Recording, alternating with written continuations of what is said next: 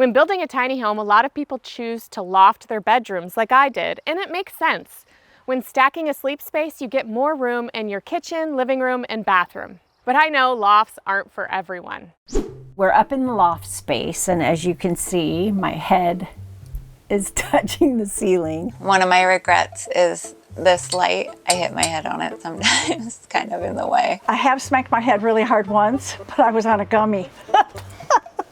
Those gummies are gonna get you every time. All right, guys, I'm not gonna lie, it's pretty tight up here. I'm feeling a little claustrophobic myself, and I'm a tiny house person, so I would be sleeping downstairs. Ground floor bedrooms solve all of that. These designs are easier to get in and out of, which is perfect for aging in place. Plus, they allow for more privacy and allow you to use the loft space for storage. Today, we're touring 5 ground floor bedroom tiny home designs, each with a unique layout, proving how versatile and accessible tiny home living can be. Our first stop is Andy and Gina, who designed a tiny home unlike any other because this design features not 1, but 2 ground floor bedrooms. The modern home boasts an open layout and maximizes every inch inside without relying on lofts. Their college-age daughters have a private guest room with bunk beds, built-in wardrobes, and lots of natural light. We wanted to make sure that they enjoyed coming home. So we put in these bunks, made them nice and cozy. So there's lots of windows, lots of light, and they have space for all their stuff. These are full wardrobe, 24 inches deep. The bedroom is complete with a pocket door, which offers privacy that would otherwise be difficult to establish in a traditional tiny home loft. And the primary bedroom is equally impressive, featuring floor-to-ceiling cabinetry and a creative built-in reading nook. In this one, we included a bump out over the tongue, put a window here, put drawer systems here, and then kind of made it a nice little spot if you want to sit and read. This design proves that tiny homes with ground floor bedrooms can not only create comfort for the homeowners themselves, but for guests and family members too. Next up, we're visiting Village Farm Tiny House Community near Austin, Texas, where Shantae has settled into her 399 square foot home. After escaping skyrocketing rent in the city, she invested in a home that reflects her personal style. Spoiler alert, it's luxurious, feminine, and full of clever storage ideas. The big draw to this model, among many things, was it really just checked all of my boxes. It's got the perfect layout for me. Her ground floor bedroom is a standout feature in the home, and the bed frame doubles as a clever storage system. What I needed was a bed that had enough space underneath. I keep all of my shoes under this bed, and I've got different shelves and baskets and things to kind of create 2 levels, so I can fit a lot of shoes under there. This design gives her a full, practical bedroom that doesn't sacrifice space elsewhere in the house. For Shantae, the bedroom played a key role in choosing this model, offering the comfort and functionality she'll enjoy for years to come. At this stage in my life, I've landed where I need to be. Financial freedom is what I'm looking forward to. I plan to be here for the long haul. Next up, we're heading to Los Angeles to visit Sung, who downsized from an expensive New York apartment to make a 140 square foot ADU her full-time home. So I wanted to design it so that it has, even if they're small features that I'm really going to be able to enjoy and function well in. While Sung's house is the smallest in today's lineup, the home features an extremely efficient use of space and includes a peaceful ground floor sleeping nook. This bedroom is practical, with storage tucked under the bed and customizable lighting that adapts to her mood.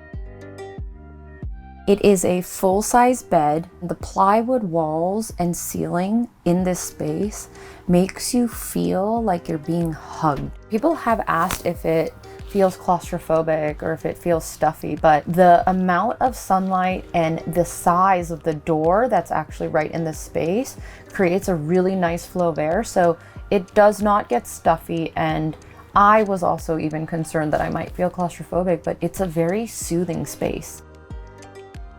The lighting can be adjusted right from here with the remote to many different settings. So whether I'm reading or whether I'm trying to wind down, it's all controlled by this one little remote. Sung's home proves that even in the tiniest homes, a ground floor bedroom can provide privacy and coziness. and that a small footprint doesn't mean you have to compromise on comfort. Heading now to the Oregon coast, Sandy's home at Tiny Tranquility stands out with thoughtful accessibility. Her home boasts a spacious footprint that is 11 feet wide, but still maintains the title of a tiny home at just 352 square feet.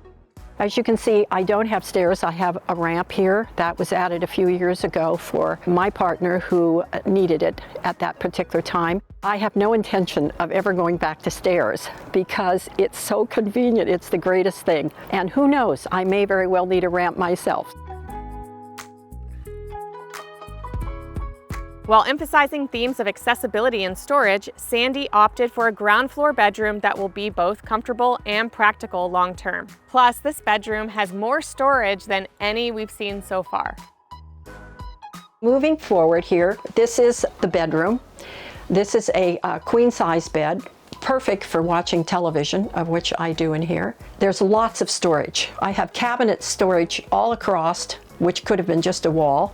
I have drawer space all across here, which is wonderful. This section was utilized also for storage, so some of the things like extra games and things that you don't use all the time work perfectly up there and don't take up valuable space. The nightstands are built in, once again with storage on both sides. And another area which I thought was brilliant was they left the area across the top of the closet completely open. The closet is a double-sized closet and also has drawers built in below. And I can even hear the ocean when the window is open here, so it's great. This next home is bringing us to Montana, where we're going to meet Morgan, who lives in a craftsman-style tiny home that allows him to focus on what matters to him most, his horses. Things cost so much these days, especially out here in Montana. It gives me something so that I'm kind of not a slave to my house. You look around this tiny home, it's cuter than a button. With a rooftop deck and large patio, this home blends function with fun. But the ground floor bedroom is what makes daily living easy and comfortable.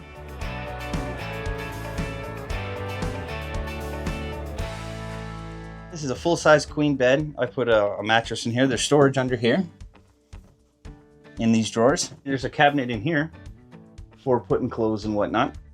I also have another fan up here with the lights, which is a really handy thing. Another thing that this helps about pulling the heat down, because when we did this tiny home, they put the heater up here. It would still be cold down here. So when it's 20 below in Montana, this fan right here made it so that I was able to heat this easily. So when I'm in here, I can open the windows on both sides and the breeze goes right through, which is really nice. So this is actually, these windows are something I really like as well. Morgan reminds us that the right bedroom isn't just about function, but also about how it makes you feel after a long day. For some people, the loft isn't a deal breaker, but sleeping in it is. Take Kaylee, for example, who decided to break all the rules and put her living room in the loft so that she can have a downstairs bedroom. Welcome to my loft space. In my design from years ago, I always knew I wanted this to be a living room. I couldn't imagine making the loft my bedroom, just waking up and being so crouched and trying to make my bed in a loft space. And so I wanted a really cozy place to have a couch and a TV, and I feel like I made it my perfect living room. Pretty much any height person could sit on this couch and be comfortable, which I think is really important. Obviously, when you come into the loft, you have to get on your knees, but you could be 6'5" and sit on this couch. And I really suggest, if you're thinking about making a loft space, making it into a living room. Is this layout genius or ridiculous? What do you think? And guys, these are just a few examples of ground floor bedroom layouts that we featured on this channel. So let me know in the comments, do you prefer a lofted bedroom in your tiny home design or a ground floor bedroom? If you like this week's episode, please make sure to like, share, and subscribe. And check back soon because we have new unique home tours publishing all the time. And if you'd like to join our team and get access to members-only content and unique perks, make sure you click on the join button below.